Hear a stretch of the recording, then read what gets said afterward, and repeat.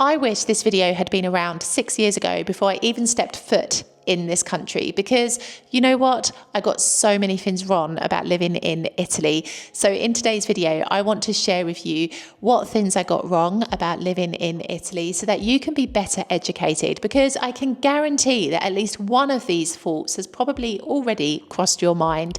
So let's get into the video. Number one, the first thing that I got wrong about living in Italy was that I thought it would be easy to adjust to life here.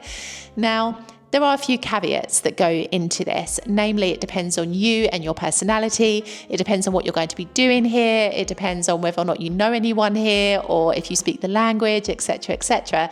But those aside, on a whole, life here is pretty complicated and you have a lot that you need to wrap your head around. And this all kind of impacts how you adjust to your new experiences here. So you've got to consider that there are going to be cultural differences that you're going to have to get used to, a different approach and way of life, different mindsets you're going to have to overcome. There is a heavy Roman Catholic influence in this country, so that's the dominant religion of this country that you've got to get used to. Then, of course, you've got to think as well about the working culture. If you're going to be working here, you've got to get used to the mindset and approach to work, because it could be very different to what you're used to. Then, of course, you've got the language that you've got to overcome, because that's a huge challenge that you must navigate if you want to have an easier experience here. Then, of course, you've just got to get used to the bureaucracy, the way that things are done here, the different approach to life. There is a lot that you need to wrap your head around. And as such, it's actually a lot more difficult to adjust to life here than you might imagine it to be. In fact, for me personally, it took 2 years for me to finally feel like I was starting to settle. 2 years. And you know, like those 2 years was so tough for me because I really had believed I could adjust to life here. I have never lived in any other country before Italy, outside of the UK. And even though I knew this was my first expat experience, I thought I could handle it. You know, I'm quite a strong woman. I was a police officer. I had my own business. I mean, come on, I can survive living in another country, right? I was wrong. It's tough. It's difficult. There are lots of challenges that come with putting yourself in that kind of an environment and in that kind of an experience. And not to mention the fact that you actually get to know yourself more than you've probably ever gotten to know yourself in your entire life. So there is so much to unpack with this, but it is not simple to adjust to life here. So you must be patient and you must prepare yourself as much as you can before you actually step foot in this country. Watching videos like this is the first way that you can start to really mentally prepare yourself for what life can be like here. But please, give yourself a balanced perspective. Don't just watch all the good stuff. Make sure you also watch the less than pretty stuff about Italy as well, because you must come here fully prepared as much as you can in order to really adjust better than what I did. The second thing I got wrong about living in Italy is that I thought I could get away with only speaking in English. This pains me to talk about even like 6 and a bit years later, but I was so naive when I moved here, and almost, I don't think I was arrogant, but it could be seen as arrogant to believe that I spoke a language that most countries spoke around the world, right? I came here and oh my goodness, it was a completely different reality. There are a few things you need to know. You will find pockets of Italy where you will come across more English speakers. It is true. These places tend to be more in the north of Italy. The further south you go, the more that dwindles away. English, on a whole, in the majority of state schools here in Italy is taught to a really terrible standard, to the point where you have adults that have gone through their entire lives not being able to put a sentence together in English. They might know the grammar in their mind, but they don't know how to speak. You've also got young people now who are going through the education system that are not really having the best experience. And so they are having to go through private lessons and through private schools in order to improve their language levels. So it is a real problem. And even like watching Italian television shows, you will see this as well. I was watching 100% Italia the other night. It was on in the background while we were having dinner. And during this show, it's a game show here in Italy, and essentially there are 100 people that make up this panel, and they've all answered different questions, and the contestants who are taking part in the show, they have to guess how many people answered each question in the percentages. But essentially, they often play English songs, and quite popular, well-known English songs, as part of like the questions that they ask. And it's almost excruciating to see this panel of 100 people be like, because they don't know the words, they try to sing along with some of the words that they know, but they're often wrong. Like, it's really painful to watch, and that just goes to show you what you're dealing with, right? You cannot come here and expect to have a full-on conversation with somebody who speaks in English. You might get lucky. I certainly did. I got lucky. I did start to meet people that spoke in English, but boy, oh boy, those first 2 years that I was telling you about just before now, that was so difficult for me. A lot of that was tied into the language, not being able to speak. Coming from a country where I was so kind of used to communicating, and I was really bubbly, I came here and I lost myself in those 2 years because I couldn't express myself at all. And it was so frustrating, and it was so belittling that I just would never recommend that experience to anyone. Please learn the language. Take it from me. It is not enough just to know ciao and grazie. You need to know everyday sentences, everyday expressions. You need to be able to communicate in everyday situations, more so than if you were just going on holiday. Please do this groundwork before you move here. I promise you will not regret the time that you spend invested into learning Italian. I don't believe you need to move here with a degree of fluency, because I really do think that that takes time. And also, you know, I think at some point you've got to take action on your dreams and make them happen. You can't be sitting around waiting for all your ducks to be lined up in a row before you go, you know. But at least move here with the ability to have basic conversations with people. That will really, really help you. And then when you're here, you can continue your study with the immersion that you're going to start experiencing. That will also boost that as well. But please don't neglect this. If you want some ideas of how you can improve your Italian learning, then watch this video up here. But really and truly, you will not be able to survive solely on English here. It doesn't matter what part of Italy you go to. You might, as I said before, be lucky and come across some English speakers, but it's not as commonly spoken as you might imagine it to be. The third thing I got wrong about living in Italy is that it's a really romantic and dreamy country. Now, it can be, but it's not 100% this way. There are so many parts of Italy that are incredibly beautiful. Just speak to the camera roll on my telephone, which is at near capacity a lot of the time, because I'm constantly taking photographs, even after 6 years of living here, of things that I see, because the architecture is beautiful, the food is incredible, the landscape and scenery blows you away. Like, Italy is a beautiful country, like, no denying it. From north to south and all the islands, it's incredible. But this is reality, and there is an ugly side to Italy. When you venture out of the tourist hotspots, which of course, if you start living here in Italy, you will see this, there are certain neighbourhoods in different parts of Italy across the entire country, not just here in the south, which are neglected, abandoned, have little investment. You feel like you're in a jungle. There's just no love shown in those parts of Italy, and you feel it. And you see that there is poverty that exists across different parts of Italy as well. And none of this really matches with the dreamy romantic illusion that we have of this country. In fact, it pretty much shatters it. But this is reality. I don't want you to just look at those pictures of Italy that we've all grown up believing is how the whole of Italy is, because it's not true. You will find parts of Italy that are dirty, disorganized, chaotic, unloved, in pure degradation.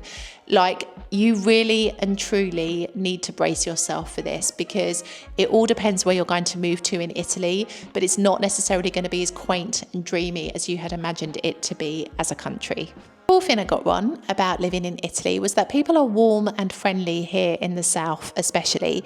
Now, here's where I think I was wrong with this, because yes, for 80% of my experiences, I would say that I have met people who absolutely were warm and friendly and kind and everything you would ever want from a human being. I credit those people for really helping to instill the confidence in me to continue living in this country and build and grow, because people were so friendly, so open, so patient, so kind with me at the very beginning that they really helped to support me on this journey. But not everybody I've met over the course of 6 years has been like that. I have met some really flaky people, some people who are only out for themselves, some people who are not very genuine, people who are just fake. I guess that's like not really genuine as well, but it's this, like, you know, this is real life. This is not a fairy tale. You are going to meet people from all walks of life here, different backgrounds, different personalities, not all nice people. So you have to prepare yourself for this. On the most part, the people here in the South especially are exactly as I've said, but I have met other people who are not like this. So please don't believe that everyone is the same, okay? This is a very blanket stereotype that is often portrayed about life here in the South, but it's not true. There are many people who are not nice people here that will rip you off, that will scam you, that will just not be nice characters. So just have your wits about you, okay? Not everybody can be trusted here. The thing I got wrong about living in Italy is that Italians love their country. Now, this is controversial, but I do believe it's true. As an outsider, as an expat, as an immigrant, if you have something to say about Italy that is remotely critical, even if it is coming from a very, you know, objective perspective, Italians will defend their country to the hills. They are extremely patriotic when an outsider or perceived outsider has something to say about their country. However, if you get two Italians sitting at a dining table talking about the woes of Italy, you will find that they have a lot of negative things to say about their country. They're not very trusting of the government. They're quite frustrated with the way things are being done here. You know, they're not very happy at the progress made in this country.